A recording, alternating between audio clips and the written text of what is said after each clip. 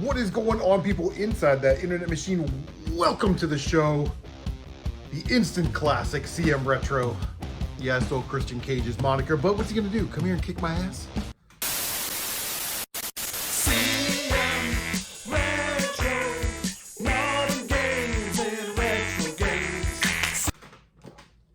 All right, so we got a banger episode. We got a couple topics we're gonna go over. I got some media stuff. I only got 3 video games to show you in this episode, so if you're here for like a massive video game haul, not gonna happen. But yeah, let's float through some media stuff. I was just watching Retro Tiburon's 900 subscriber video. You know, I'll leave a link down below. You guys can check that out and enter if you want to. But yeah, hopefully Mario gets to 1,000 subscribers by the end of the year. That would be awesome. Super good dude. In the free VHS bin, he was talking about VHS trash. We got High Spirits with Daryl Hannah, Peter O'Toole, and good old Stevie Gutenberg from back in the day. So again, the thrift store has a media cart and VHS tapes, books, audio cassette tapes. They just throw it in there and it's all free. And they're like, we're just gonna throw it away. So take it all if you want. But yeah, can't complain about adding a movie to the to the VHS slot for free, which I kind of moved some stuff around, put the Batman stuff down here and Dawn of the Dead up there. But $1 DVDs at the flea market on Main. They used to have a deal like if you bought 2 you got a 3rd one free kind of gimmick. They don't do that anymore. But how long has it been since you've seen Pootie Tang? Capitan on a Diddy Bang. So I'm gonna watch that one, throw that up on the eBay store. Who doesn't love Bolo Yang? Everybody loves Bolo Yang. This is a movie called Blood Fight. I've never heard of it before, but I'm definitely gonna watch it. So that's awesome. And then, you know, you're always gonna find some rare VHS or VHS DVDs out there. You look through so many rows of DVDs. You've seen the same, you know, High School Musical and The Mummy Returns and, you know, Fast and the Furious and Harry Potter, that when something is like, I've never seen that before, you're looking through the spine. So you look, it's like, this just says smoke on it. Like, okay. So I took it off the shelf, scanned it. It's got Harvey Keitel, Forrest Whitaker, Ashley Judd in it. Apparently this is, you know, rare OOP HTF. And then this one caught my eye real quick. It says School of the Holy Beast.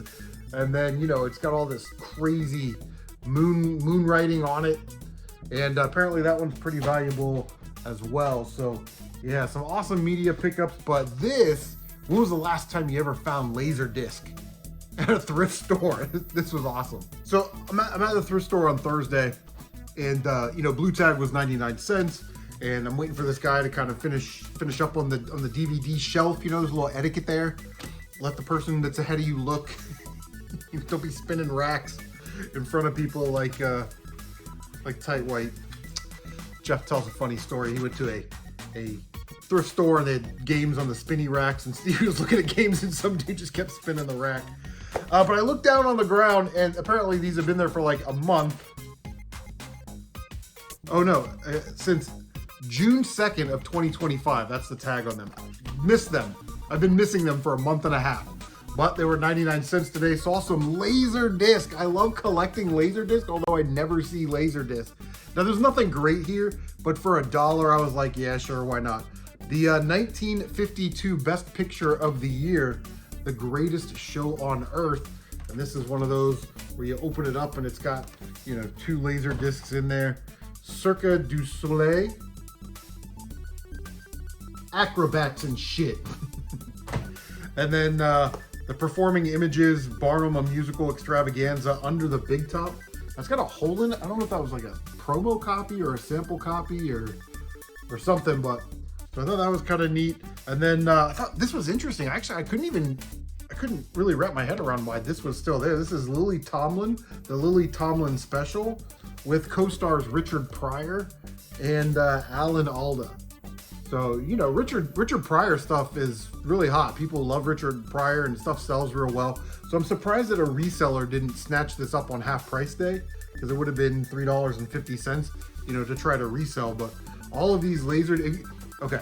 So some of you may not know what a Laserdisc is. So it just kind of dawned on me. A Laserdisc is like a giant silver record, but it's got a movie on here, you know. And back in the olden times, we would have everything on record, and you put it in the record player. This went in a Laserdisc player. My Laserdisc player has a dual laser, so you don't have to flip the disc. But yeah, they came in these album-shaped things with these little protective sleeves. And I think they made Laserdisc players until like the early 2000s. Like there was still a small demand for it. But every time I go to a garage sale, they're like, "Are you looking for anything in particular?" And after I get out my joke of, "Oh, you got any free gold or silver?"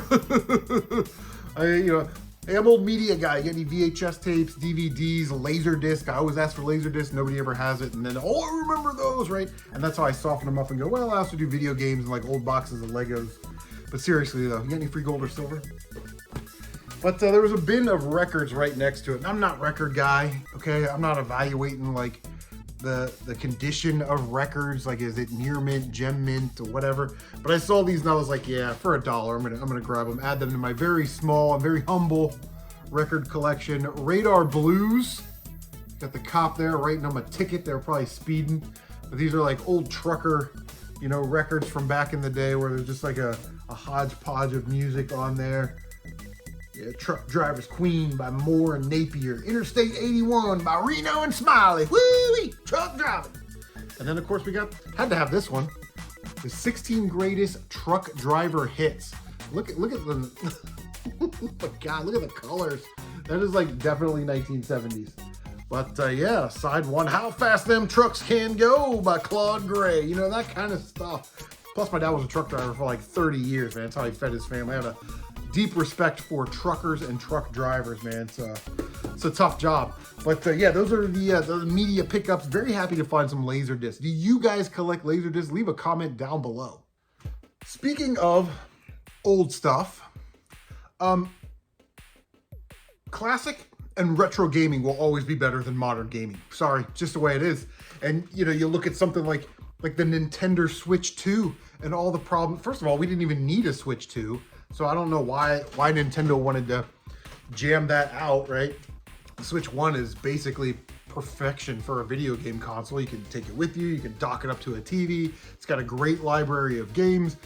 You can go to the Switch store and you got all these other retro games and stuff on there. Even GameCube and Nintendo 64, Game Boy Advance. Like it's the Nintendo Switch may be the peak of video game consoles, and now we are on the decline with the Switch 2.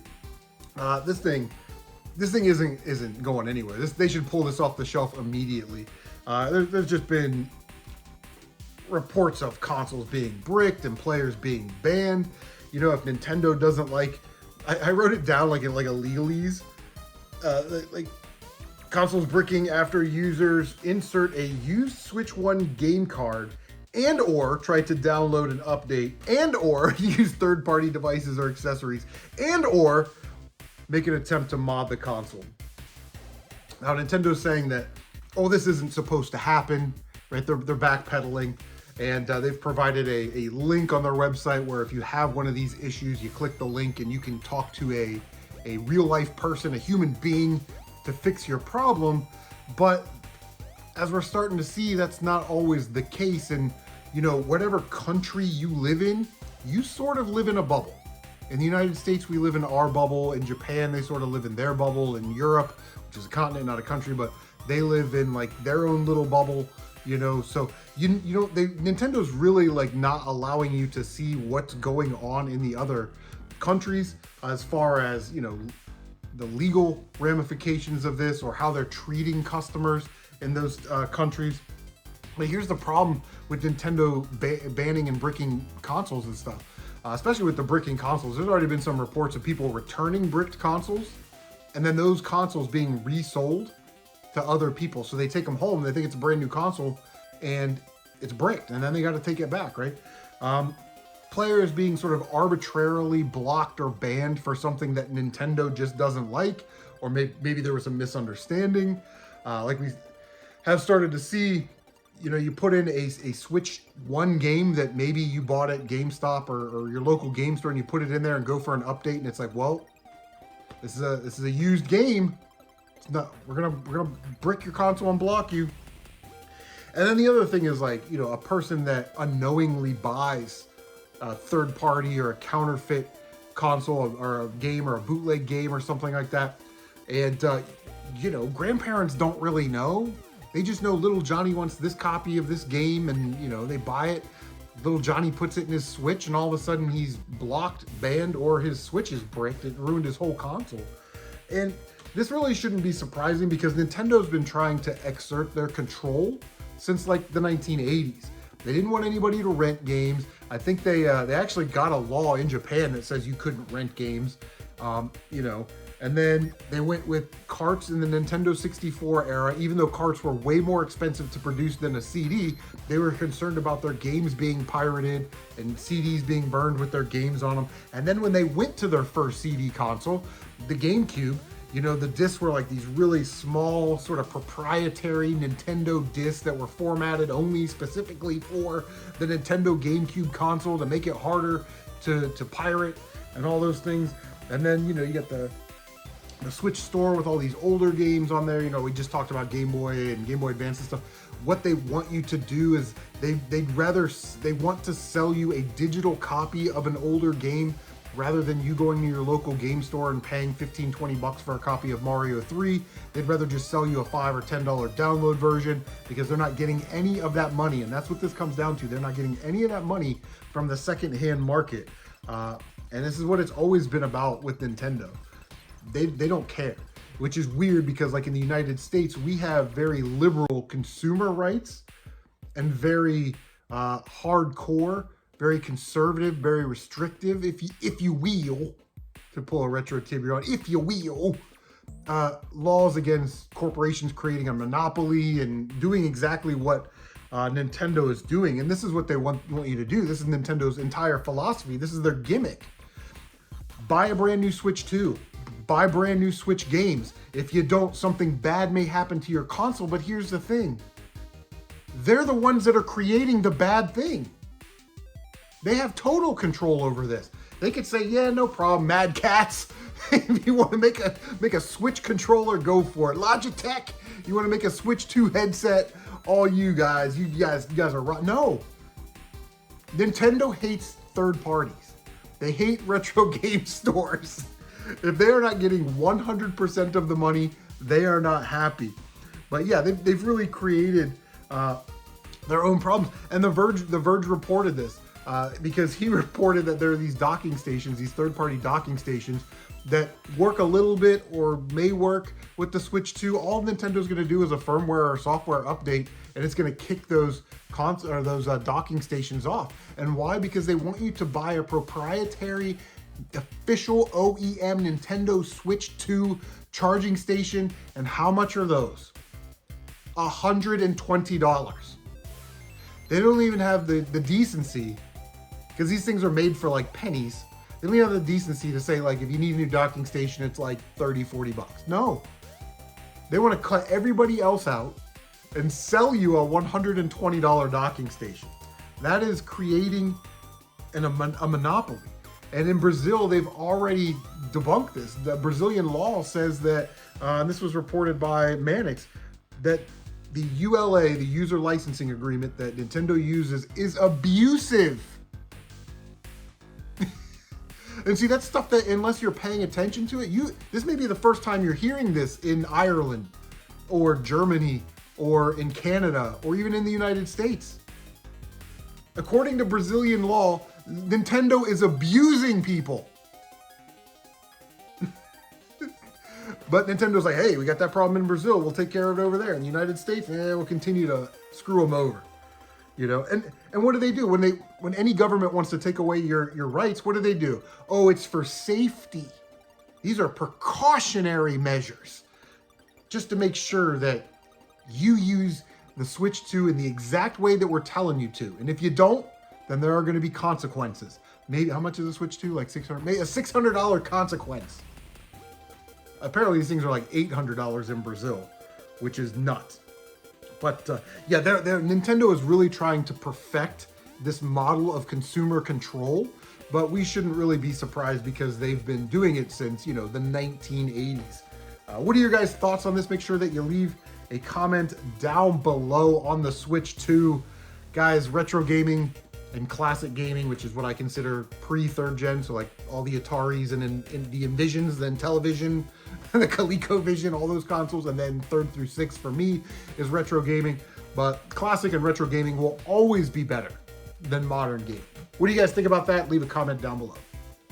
All right, so here we go. I was at the flea market on Main, grabbed those DVDs, and they had one game that I wanted to buy. This is Mario and Luigi Bowser's Inside Story on the DS. It was only $10, which is about half off. So, you know, I don't know. This is probably not a game I'll play. I'll add this to the trade show pile. Look at that segue. Completely natural, didn't just pop into my head or anything. The trade show is gonna be Saturday, August 23rd, which my birthday's on the 24th. So we're gonna be trading games, live streaming, drinking beer, bullshitting, and having a good old time. Saturday, August 23rd, my channel.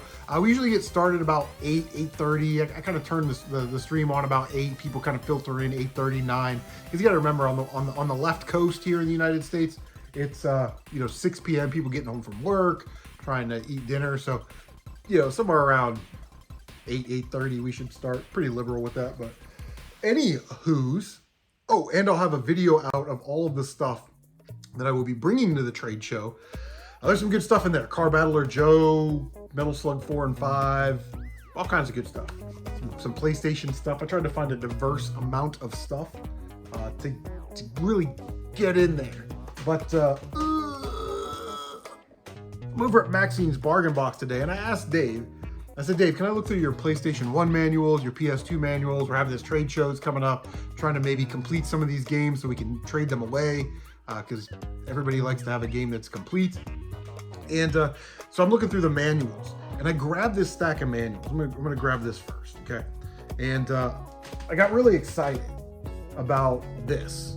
I saw the Super Metroid, right? And I'm like, well, that's cool. But I knew what this was because I need it. I need this Donkey Kong poster to go with my boxed copy of Donkey Kong Country. It says "Play It Loud." It's a really cool poster, and then on the back it's got Star Fox. So really 2 of my favorite Nintendo franchises right there. I needed a manual for Karate Kid on the Nintendo to make mine complete. And then I grabbed all these other manuals, and he looks at them, he's like, just take them. I'm like, oh, are you sure?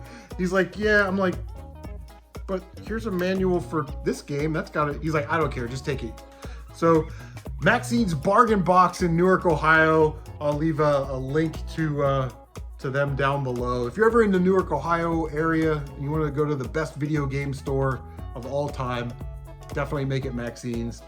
Dave, Annette, everybody, Zach does a great job. I told him I'd give him a shout out. But yeah, this was kind of scary because Dave is such a nice guy, and I'm like, to just give it to me is like crazy. So I felt compelled to buy stuff, so I bought stuff. So a manual for Jim Lee's Wildcats, which is a game that I got from Top Loaded Gaming a long time ago. Still haven't played it, but I never see this manual. I never see that box. So I was like, man, I'm gonna grab this manual, because usually he's usually in that, like $3 to $5 for a manual. So I thought, if I'm paying $5 for all this stuff, I'm good. But yeah, again, like I said, he just gave it to me. Golden Sun on the GBA, the manual for that, and the, I don't know what you call this, the map insert hero guide. I'm not sure what you would actually call that. Hold on, because I want to bring something up about these. I was a little disappointed. Hold on. So I thought this would be cool because a lot of my Game Boy Advance games, especially the good ones, are in a DS case, and I printed the cover out from the coverproject.net. And I didn't have this at the store, obviously, but I thought, oh, that manual is gonna fit in like right there. And as you can see, it's just a little bit taller. So I'm wondering if there's a way to like take a Dremel or something and drill that little bar out so the manual will fit in these cases. So anyway, there's Car Battler Joe. I'll be bringing that to the trade show. Check this one out. Metroid Zero Mission. I love Metroid. It's one of my favorite game franchises, which is crazy because if I played that as a kid, I probably wouldn't like it as much. And then this is the one I was like, Dave, are you sure that has value? I know this one has value. He's like, yeah, I don't care. This is, I don't even want to touch it. I don't even get my fingerprints on it. Sword of Hope 2 for the Game Boy. That's a manual that just looks like it's worth something, doesn't it? Look at that. And then right behind that was the poster that goes in that box for the Game Boy. Boom. Sword of Hope 2. Now this game, if you were to buy this on the Game Boy, is a very expensive game. I want to say it's like $500 or $600 complete, and the carts are probably like $200 or something like that. So to get the manual in the poster is awesome. I am definitely bringing these to the trade show, but I am not going to I might show them in the video. But anyway, boom. Yes, we got that for free. So like I said, Dave over at Maxine's Bargain Box, the whole team, yeah, they're just great people. They love having people come in the store. This is what they do. Like they do like Pokemon, you know, and they've got tables and stuff in the back. They let kids come in and just build like boxes of cards. They just let them build their own decks. You can just go in there, literally buy nothing, play for free, have fun with your friends, and when you want to leave, you can leave. Like that's the type of people that we're dealing with over at Maxine's. Great store. But because Dave gave me so much awesome stuff, I felt compelled to buy something, you know? Like, Dave, I can't just... But I'm like, okay. So they do action figures and records and Pokemon cards and video games and comic books and graphic novels and everything. And I'm walking through the toy aisle and I'm like, what is this? Mega Man Proto Man. This is a Jazzwares like 2003, 2005. And these are the figures, in my opinion, that really put Jazzwares on the map. Like people probably know Jazzwares now, probably because of like Pokemon or like the new Micro Machine. I like Micro Machines, so I definitely know them from the Micro Machines. But I can't believe someone got this at Big Lots for $4.99. Look at that. Pretty sick Proto Man. This was 20 bucks, which was way underpriced. And then here's the Mega Man X Zero Metallic figure. Again, 20 bucks. I think the last one of these that sold was like 100. That figure is slick. That figure's, it's baller. It's a badass figure right there. There's what the back looks like with the ring light on there. But yeah, that is so awesome. It's got like the spider, the sword, and then I don't know if you can see, but back there there's a bunch of attachments, accessories or whatnot. Yeah, look at that vintage Jazzwares logo too. That's pretty sweet. Here are the only other games that I got. So can't believe I did not have this one in my collection. This is Rival Turf, which is crazy. Who made this? Oh, Jaleco. Jaleco made this game, but if you ever watch gameplay of this, it looks like a Capcom beat 'em up. It looks like a Final Fight or, you know, something like that, Knights of the Round. It's got that same like graphical style. So can't believe I did not have Rival Turf. Nice complete copy. And then whenever there's a cartridge that doesn't have the name printed on the spine, I always have to look and see what it is. Just me. Usually with Super Nintendo, it's something like George Foreman KO for real or something, you know. PGA Tour European Golf. Okay, this is not a common game on the Super Nintendo. You probably know it's not a common game on the Nintendo 64, but for $8, this cartridge is like 20 bucks. Okay, and it's funny because when you're looking on eBay, there are people that know this is about $20, and then you also have people that don't know what this game is or that it's rare. It's just a dumb sports game on the Super Nintendo, and they have complete in box copies for like $25. So I'm like, man, but cartridge is cool with me. I do love a good golf game. That's what we got at Maxine's Bargain Box, man. We got a couple games, a couple Mega Man figures that are sweet, and a whole bunch of manuals that are incredible. Okay, so listen, still working my way through Ocarina of Time.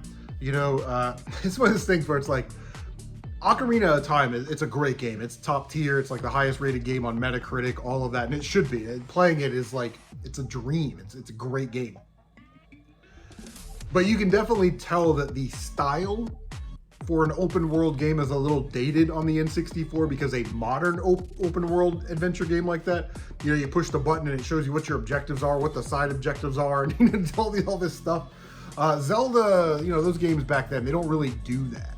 You know, your only real navigation system is Navi, who says, hey, listen, every 15 minutes.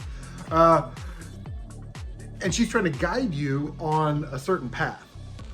But you need to explore to find money and items, you know, and stuff like that, heart containers. And in a modern game, it would show you like this little section of the game. You've got 3 of 5 collectibles, 4 of the 6 heart pieces. Like, it would tell you, it would give you like a complete stats breakdown of each area of all the stuff that you've collected. And these games back then, you know, in 1998, I guess was when Ocarina of Time came out, in 97. You know, they just didn't do that back then. It's not their fault. It's just so modern open world action adventure games like Nier Replicant or something, much easier to navigate than an Ocarina of Time. Let me tell you where I am.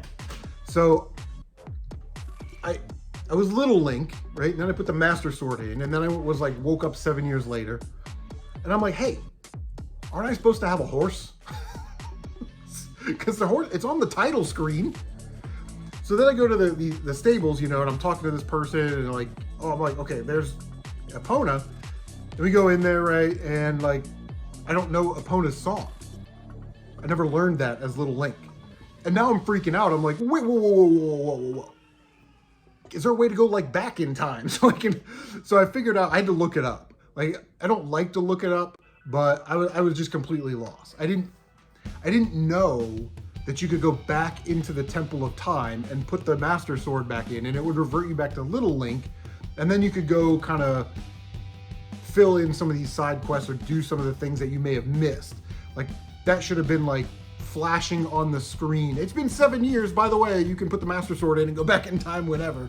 But yeah, so I just got Epona, beat the Forest Temple, and that's where I'm at right now. I got all the rest of the temples and all that stuff. So I'm still working on Ocarina of Time. It's a beautiful game. I love it, love it, love it. If you played Ocarina of Time, leave a comment down below. Guys, let's get out of here. I got another video to shoot with all of my crap, I mean good stuff, that I'm bringing to the trade show for you guys to potentially trade video games with me. So that's awesome. Like, comment, subscribe, share on social media. Don't forget to bang that notification bell so you can stay up to date on all of your CMRetro gaming goodness. The instant classic CMRetro gaming. Guys, take care of yourselves, and we will see you on the next one.